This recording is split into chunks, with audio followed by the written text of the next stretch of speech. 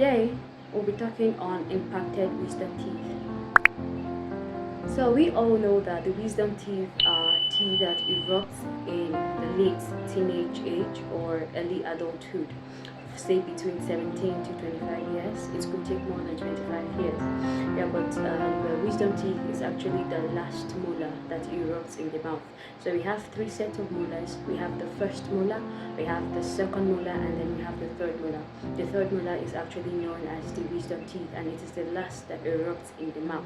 When the wisdom teeth has insufficient room or space for eruption, it is considered impacted. Now, in some cases, the wisdom teeth can partially erupt, saying that it can erupt through the gum partially, and then the remaining part is still stuck underneath the gum. So it has partially erupted, yet it's partially impacted. And in some cases, it doesn't erupt at all. It's just underneath the gum. It doesn't come out, but you can only see it on the X-ray.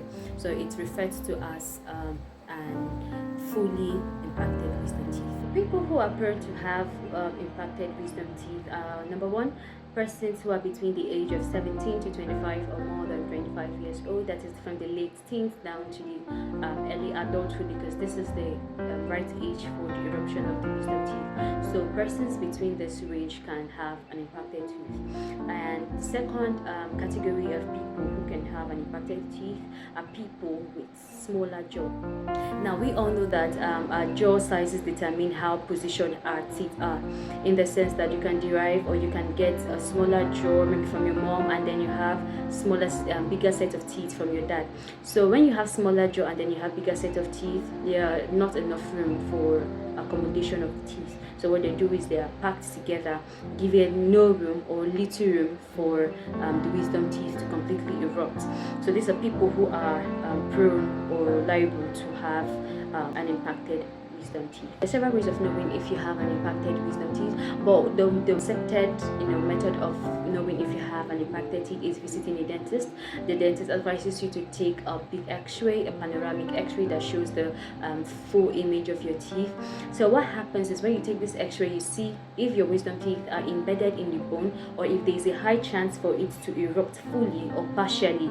So this is what the X-ray tells you. Okay, so that is the number one way of knowing if you have a wisdom teeth or not. And other ways of knowing is when you have inflammation, swelling at the back or posterior corners of your mouth, where the wisdom teeth is supposed to erupt from. So because of for some persons who have partially erupted or partially impacted wisdom teeth, the wisdom teeth erupts partially, but there is a gum layer covering the rest part.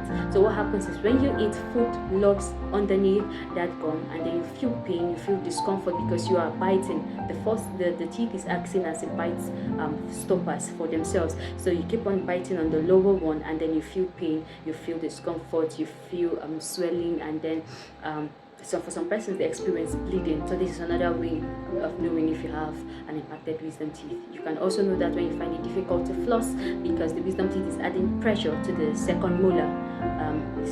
So you find it hard to floss in between because of the pressure and the tightness of the space. So these are things that you get to know when you see your dentist, when you have an X-ray taken. So is it needed for me to take out my impacted wisdom teeth, or can I just leave it there and bear the pain? Well, for some people, the dental practitioners ask them to just let it be, because they don't cause them discomfort, and then they are not in any way posing as a harm or as a problem to the neighboring teeth. So in those cases, they can ask you to leave it, dependent on your dental practitioner and dependent on what your X-ray sees. And for some persons, if the X-ray reads that the teeth is actually pushing or resting on the neighboring teeth, then it's advised to take it out, because what happens is cleaning is difficult, and then bacteria act on the next teeth and causing you cavities. So a teeth that is actually on its own normal now develops a pain just because of a teeth that is not needed. And by the way, the wisdom teeth is not really needed. What you actually use in chewing is your first molar, second molar, and then especially your premolars. So you basically don't use your wisdom teeth to chew.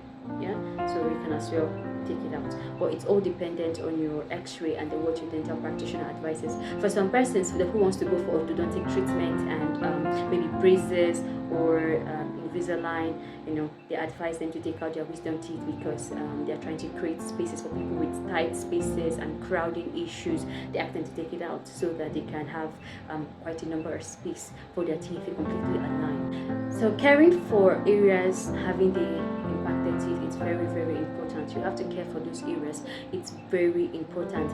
Now, for people who decide, okay, maybe they want to let it be, or they don't want to, or maybe it's not aching you yet, it's not paining you yet, but here you have had an awareness, or this video has brought some awareness to you about impaction of the wisdom teeth, then you can do your best by cleaning sufficiently, flossing those areas, and then you can do it in front of a mirror. That is advisable, so that you can see if there are particles that are under the gum, and then you can clean sufficiently. And also your regular scaling and polishing will also help you to fight against bacteria that will feed on those food particles. So most importantly, flossing, doing your regular scaling and polishing, and then brushing very well around those corners of your mouth, so that you don't come down with symptoms and come down with bigger problems. And I hope you enjoyed this video. We'll see some other time.